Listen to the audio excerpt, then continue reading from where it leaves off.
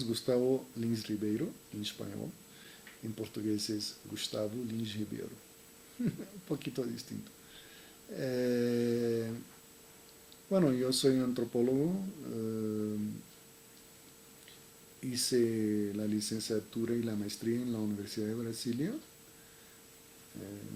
La maestría la terminé en 1980. Escribí un trabajo sobre la construcción de Brasilia desde el punto de vista de los obreros, que es, me gusta mucho. Después fui a hacer doctorado en Estados Unidos en la Universidad de la Ciudad de Nueva York, en donde terminé en 1988.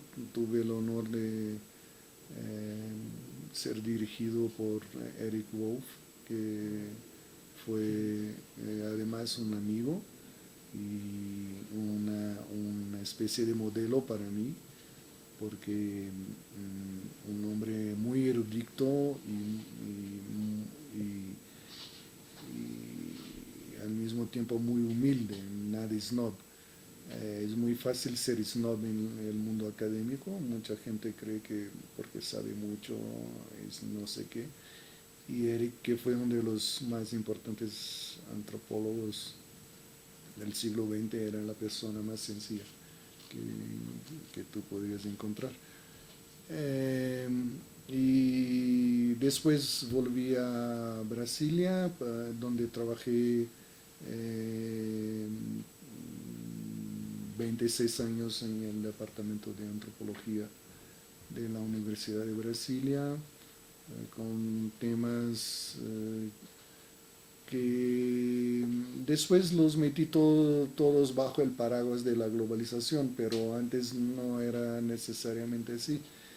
Pues yo siempre tuve un interés muy grande en comprender el capitalismo contemporáneo, y como la globalización pasó a ser el nombre del capitalismo contemporáneo, entonces, pero los trabajos tenían que ver con migraciones de trabajadores, condiciones de trabajo, flujos de trabajo, flujos de capital, desarrollo como ideología.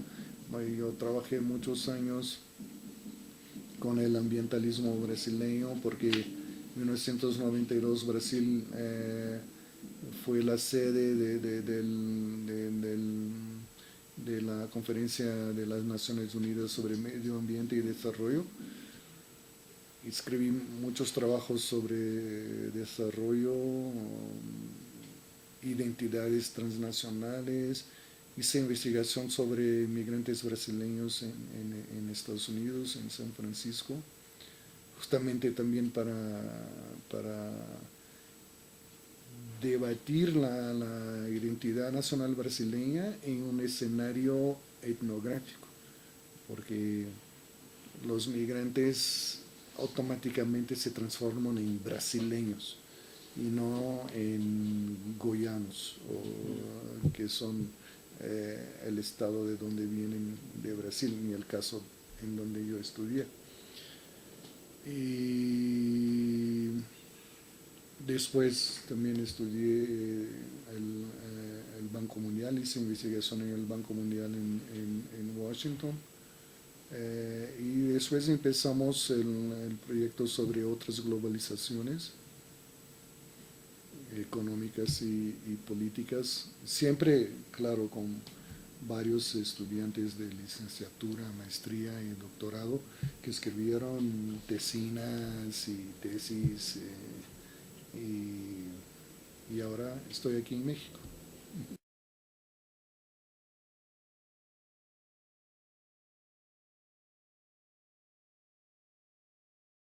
La arqueología de antropologías del mundo, del punto de vista individual mío, es que en los años 90 yo fui miembro del Consejo Consultivo de la Wenner-Gren Foundation for Anthropological Research, que es la fundación más importante de financiamiento de investigación antropológica en el mundo, y mantiene la revista Current Anthropology, que es una revista de las más importantes en nuestra área. Y ahí en esta experiencia estuve 3 años en este consejo. Iba 2 veces al año a Nueva York, donde se reunía el consejo. Me di cuenta de que había una ignorancia muy grande sobre lo que se hacía afuera de Estados Unidos. Y incluso una cierta dificultad de saber qué es lo que pasaba en países como Francia, por ejemplo, ¿no? Inglaterra no, porque los ingleses publican en la misma lengua que Estados Unidos. Entonces yo pensé, bueno, hay que trabajar, hay que hacer algo en contra de esta situación, porque claro, viniendo de una comunidad antropológica grande como es la comunidad antropológica brasileña, yo sabía que había muchas cosas interesantes, muy bien hechas, de punta, etcétera, en Brasil y que los colegas estadounidenses no tenían la más mínima idea, ¿no? Y bueno, entonces ya ahí se decía, ah, no, sí, nosotros sabemos que la antropología brasileña es muy interesante, pero el problema es que no sabemos leer portugués. Entonces en esa época yo compilé un volumen que salió en 1999 y salió en la revista de la sociedad, en la época se llamaba Sociedad para Antropología Latinoamericana y Caribeña, que es una sección de la Asociación Americana de Antropología, una revista, un volumen de esta revista totalmente en inglés y con puros artículos de antropólogos brasileños. O sea, ustedes ahora pueden leer, no es la antropología brasileña, pero es una muestra. Entonces ya venía con esta preocupación y ahí mismo la ONG hace estos simposios internacionales que son simposios muy importantes que son hechos desde los años 50.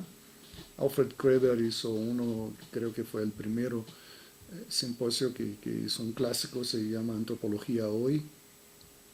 Y desde entonces cada año se hace 1, 2, 3 simposios. Entonces yo propuse hacer un simposio sobre la diversidad de la producción antropológica en el mundo, ¿no? Con el propósito de intervenir en una cierta política de la visibilidad y de la circulación del conocimiento en el mundo globalizado, frente a la hegemonía casi monopólica, ¿no?, de la producción anglosajona. Esto, digamos, en este primer momento, por varios motivos, ese proyecto no pudo ser hecho. Pero unos años después, en el año 2000, con mi amigo Arturo Escobar, en un encuentro de la Asociación Americana de Antropología en San Francisco, en California, Arturo me dijo, mira, ¿te acuerdas de aquel proyecto tuyo de hacer una discusión sobre las antropologías en el mundo y todo? Sí, vamos a hacerlo. Bueno, como yo ya había participado de varios proyectos con Arturo y teníamos una relación muy buena, y yo, bueno, claro, si tú quieres, me da ganas de hacerlo, porque unos 3, 4 años antes no había sido posible de completar el proyecto. Entonces ya como que había, ¿no?, determinadas interpretaciones que algunas no la conocíamos en este momento, ¿no? Después fuimos a darnos cuenta de que sí ya estaban interpretaciones que iban en una dirección no necesariamente igual, pero una dirección crítica. Pues que yo creo que lo que nosotros incluimos muy claramente en esta discusión sobre antropologías del mundo es la cuestión del poder diferenciado entre las distintas comunidades que producen la antropología. internacionalmente, ¿no?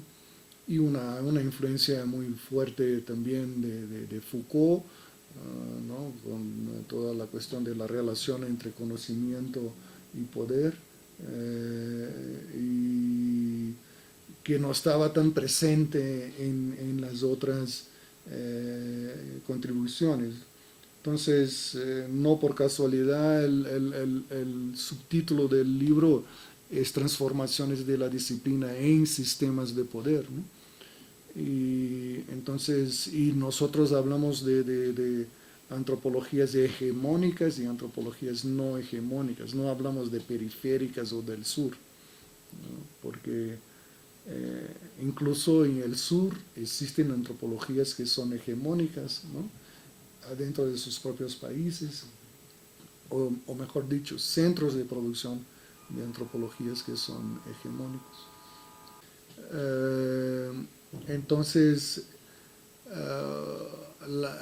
un trabajo que fue muy influyente, publicado en el año 2000, fue el trabajo del historiador hindú Dipesh Chakrabarty, que hablaba de provincializar Europa, ¿no? O sea, como que poner a Europa en su lugar, ¿no? ¿No? Que es una crítica que después, después o paralelamente, tenía que ver con toda la discusión sobre eurocentrismo, ¿no? Entonces, Chakrabarty hablaba de ignorancia asimétrica, que las periferias conocen al centro, pero el centro no conoce a las periferias, ¿no? Y entonces,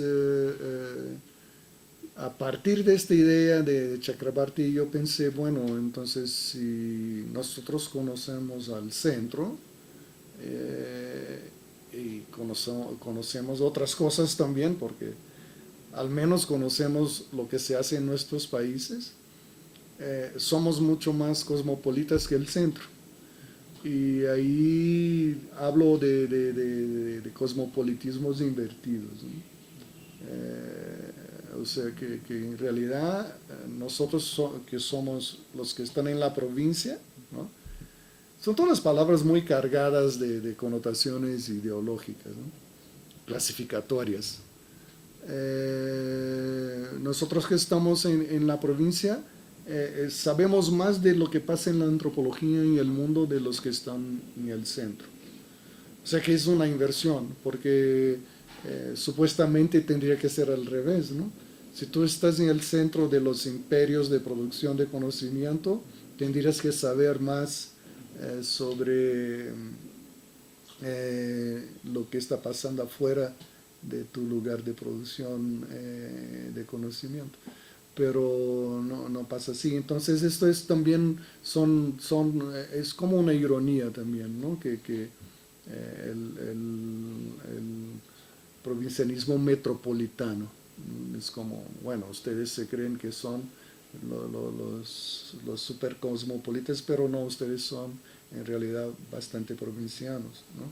Entonces hay una cosa así como que las antropologías del mundo tiene esa promesa utópica también, ¿no? De que todas las antropologías van a estar en el mismo patamar de visibilidad y de circulación, ¿no? Porque hay toda una cuestión ahí que es muy importante en el mundo académico contemporáneo, que tiene que ver con la política de circulación y de visibilidad, porque nosotros vivimos bajo el régimen del productivismo. Entonces si tú publicas, no publicas, si te conocen, no te conocen, si te citan o no te citan, cuáles son los índices de citación, ¿no? Todo eso tiene mucho que ver con la reproducción del poder adentro de la academia, ¿no? No es una cosa así descolgada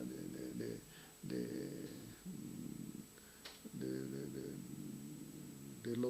de las desigualdades internas a nuestro propio medio, ¿no? Eh, y entonces yo diría que sí tiene esta cosa de que sí es posible que todos estemos en una, para usar una expresión habermasiana, en una comunidad de comunicación ecuánime, ¿no? Que es un poco yo diría también que es una, una noción muy utópica esa de Habermas, ¿no? La comunidad de comunicación en donde todos tienen el mismo poder de habla, ¿no? Pero hay que pelearla. Tú tienes que tener alguna utopía en el horizonte para seguir caminando, como decía Galeano también, ¿no? Yo creo que es una cuestión fundamental de nuestro mundo, es que la capacidad de intervenir en la vida de los otros desde lejos es cada día más grande. Y va a ser cada día más. Yo en ese libro Postimperialismo ya me preocupaba esto como uno de los, uno de los núcleos de la noción de postimperialismo es esta capacidad de intervenir desde lejos. Pues si tú no, si tú puedes intervenir desde lejos porque vas a estar ahí en el medio de la gente eh, pensando que puedes llevar un tiro en la cabeza desde no sé dónde, que tú no vas a ver de dónde te dieron un tiro, ¿no? Entonces tú ya no necesitas la ocupación imperial clásica de poner los soldados, etcétera, si tú puedes mantener tu poder desde lejos, ¿no? Yo creo que estamos hablando obviamente de poder en el escenario más crudo del ejercicio del poder, que es el escenario militar. Me llama mucho la atención que muchas veces la gente se olvida de que en la realidad el límite de la discusión sobre poder es la cuestión militar, bélica, ¿no? Quien tiene la capacidad de destruir al otro más eficiente. Eh, y claro, si tú te fijas en la historia de la guerra, la capacidad de matar desde lejos solo aumenta. Si tú piensas que durante mucho tiempo, o incluso hasta la Primera Guerra Mundial, ¿no? eh, la gente se veía uno al otro en combate, ¿no? Y tú veías a los ojos de la persona que tú ibas a matar. Claro que con la invención de los aviones, por supuesto que ya había mecanismos, armas que eran ya, desde que el arco y flecha existe, es una manera de no involucrarte cuerpo a cuerpo con el otro, ¿no? O las catapultas, o sea que no es que esto fue inventado en el siglo XIX o el siglo XX, pero desde que se inventan los aviones y peor que se inventan los cohetes, ahí ya esto, y los satélites, ¿no? Y ahora estamos en la era de los drones, ¿no? Entonces los drones incluso son lo más, son digamos que la ilustración perfecta de esto que me preocupa. Porque yo estoy en una mesa que más se parece con una mesa de video game en un fuerte militar de la Fuerza Aérea Americana,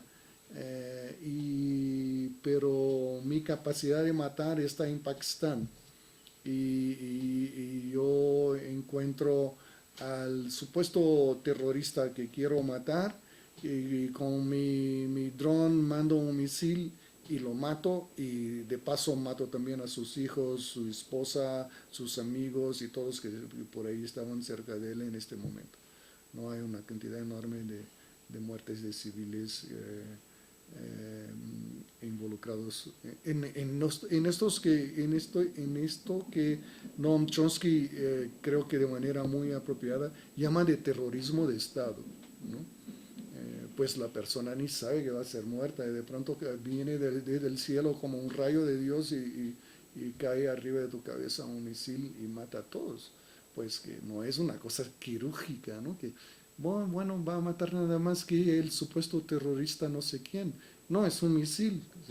Si está hablando con alguien, el que está al lado va a morir también. Por ahí era, qué sé yo, un pariente, un primo, o la esposa, quién sabe.